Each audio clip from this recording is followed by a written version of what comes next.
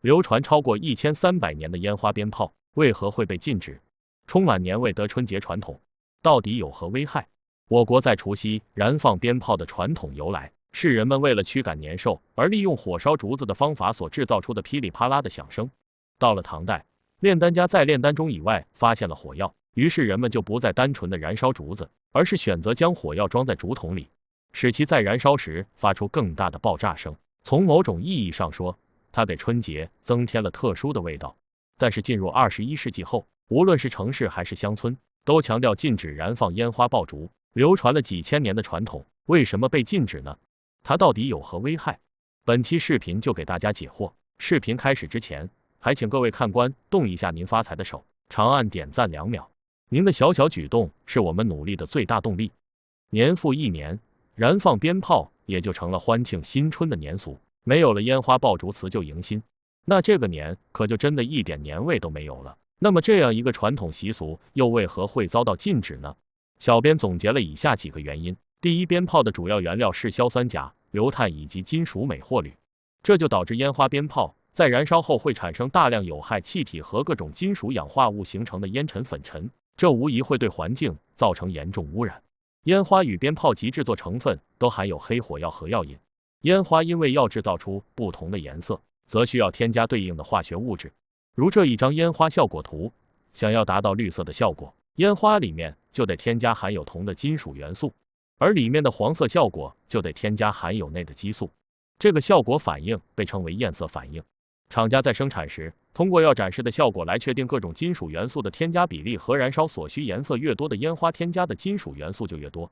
添加化学物质的烟花爆竹升空时会产生大量的氮和二氧化硫，这些气体对人的呼吸道和神经系统有很大的影响。第二，燃放烟花爆竹还会产生大量的炮皮、纸屑等废弃物，在影响城市环境面貌的同时，也给环卫工人制造了严重的负担。在2012年除夕夜，北京有23000余名环卫工以及近100辆清运车辆，清理出高达1423吨烟花爆竹燃烧后的废弃物，而这些环卫工人最终也没能在这如此重要的节日和家人欢聚在一起。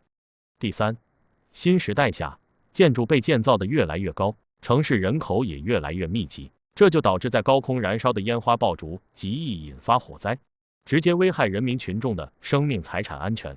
燃放烟花爆竹造成的惨案每年都有发生，危害儿童的情况也很多，不仅有安全和火灾的危险，而且大规模燃放烟花爆竹也很扰民。那么烟花爆竹应该一刀切吗？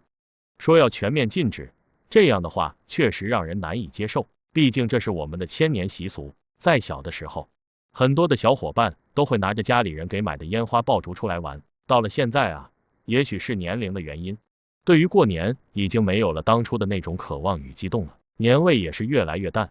如果这个时候连鞭炮声都没有了，那就真的没有年味了。鞭炮里的黑火药含有硫磺，能破坏细菌表面的有机保护膜，使其死亡。而经过提炼的硫磺也常被用于现代的中药，能用于防止虫害、杀虫止痒、缓泻等功效。